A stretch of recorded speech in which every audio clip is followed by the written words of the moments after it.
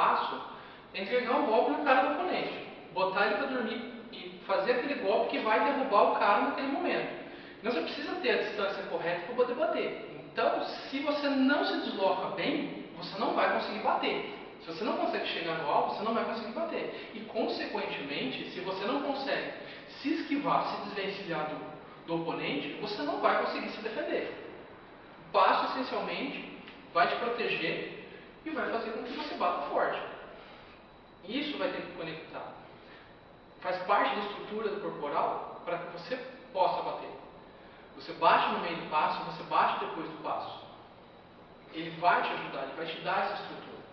Para servir de exemplo isso, a gente pensar, eu vou atingir o alvo. Se eu pegar a distância máxima, vai estar arrastando. Então, se eu chegar nisso, não tem pancada. É o limite, é o máximo de esticar. Acabou. O que eu preciso fazer é chegar no alvo.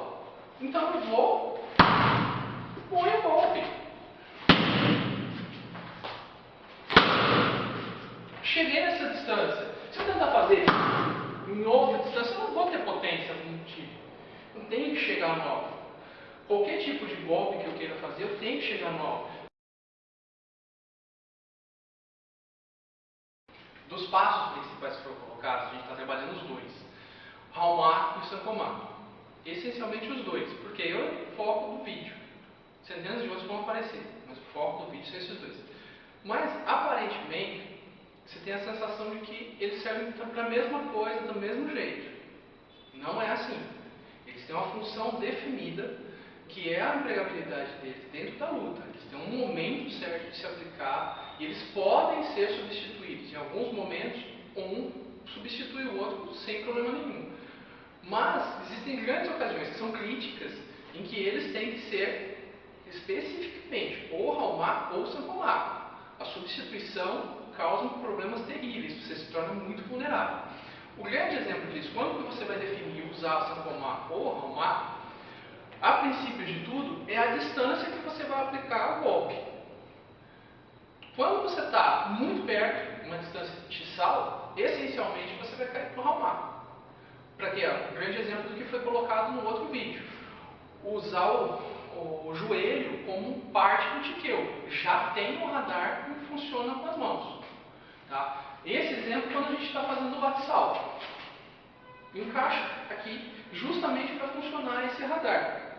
E a gente está fazendo o restante. Quando a gente começa a fazer o tissal, é a mesma coisa. Eu vou partir para frente fazendo alguma técnica e já encaixando o joelho. Vou estar fazendo, fiz e chega dessa forma. Tá? Independente de qual lado que seja. Tá? Independente qual técnica que seja empregada. Independente do que eu venha a fazer, eu vou encaixar e buscar isso. Mesmo nos momentos em que tenha outros encaixes dele. O Sankomar nessa posição, enquanto você ainda não está fazendo o tiqueu, ele te coloca numa situação vulnerável. Porque se eu fizer um passo direto para frente, o joelho pode subir direto. Ah, mas o chute é fraco. Eu não preciso que o chute seja, a ideia do chute ser tão fraco. Eu estou travando o chute dele. Um exemplo disso, numa distância como essa, ele jogou o Sankomar.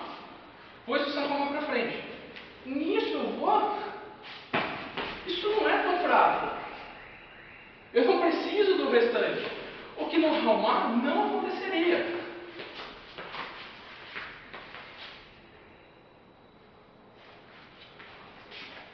Isso tem que ficar bem distinto. Uma certa posição e a gente pensar em usar o Halmar aqui. Nessa distância em que eu não consigo tocar ele. Aí já começa o problema que eu tenho que usar o Sankomar. Se eu usasse a posição do Halmar no mesmo lugar que eu estou, não alcanço. Justamente porque há a possibilidade de torcer. Não tenho como fazer algo mais comprido com o Halmar.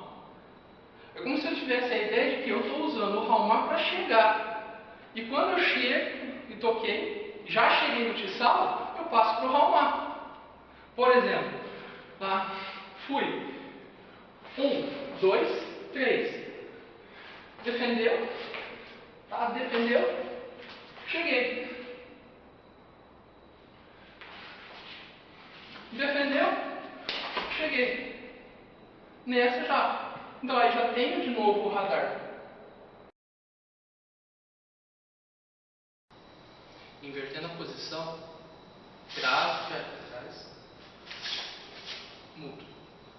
Travo, pé para trás, mudo. Travo, pé para trás, mudo.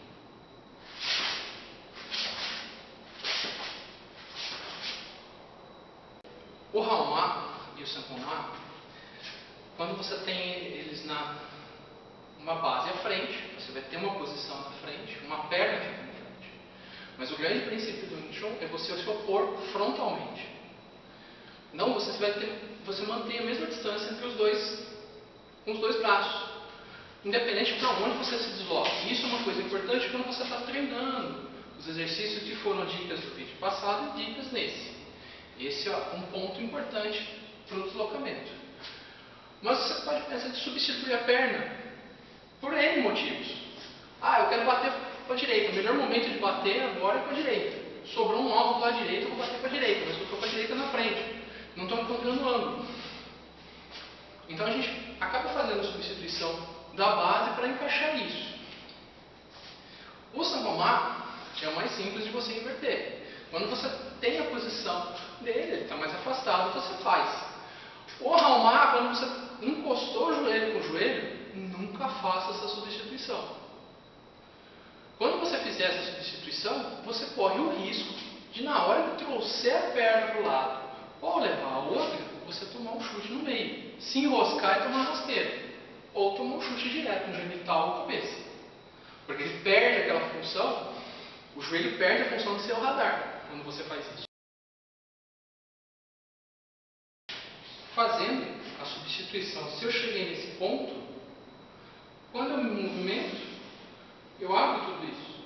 Mesmo que eu me movimentar para trás, tá? Você puxa a perna, você tem um outro problema enorme. Não é só o fato de chegar na genital, porque a perna junta vai travar. Mas, daqui para trás, vai chegar na cabeça, inevitavelmente. Tá? Mas, mesmo assim, você perde uma posição para se equilibrar. Então, não faça a substituição do Halmar quando você chegou nesse ponto. Não faça, de jeito nenhum. Você tem que se desvencilhar, se destravar desse ponto para poder fazer. O Halmar é mais tranquilo. Se você está numa distância como essa, fazer a substituição aqui, você está numa distância segura. Porque se ele tentar chutar, ele levantando a perna, vai te alcançar, para te alcançar ele precisa dar um passo. Não consegue levantar a perna diretamente daqui. Não consegue te atingir diretamente dali. Sempre que fizer a substituição, faz a substituição numa distância segura. Ou numa condição segura, vamos dizer assim. Você bateu, o cara começou a afastar, substituiu, bateu.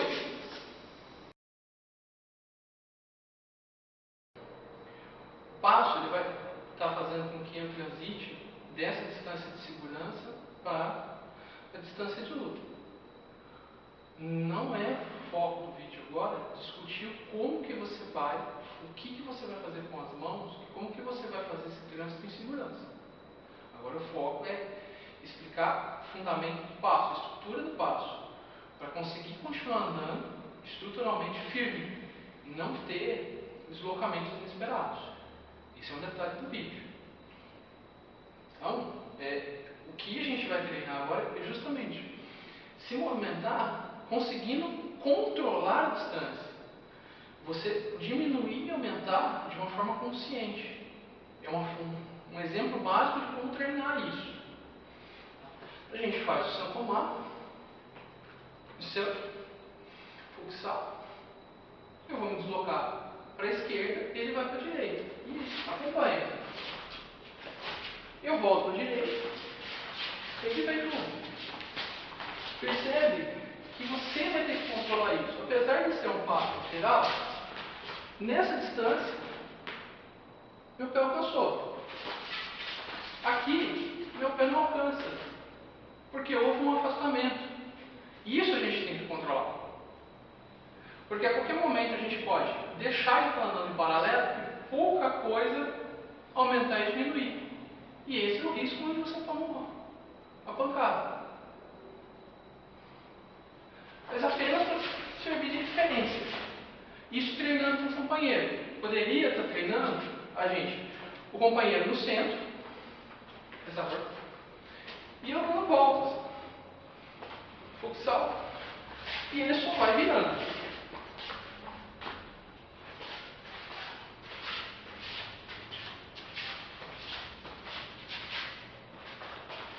Mantenho meu sancomato ou o raumato,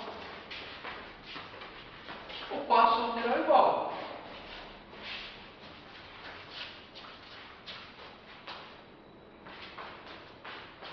Eu vou fazendo, tendo ele como referência, eu vou fazendo esse círculo.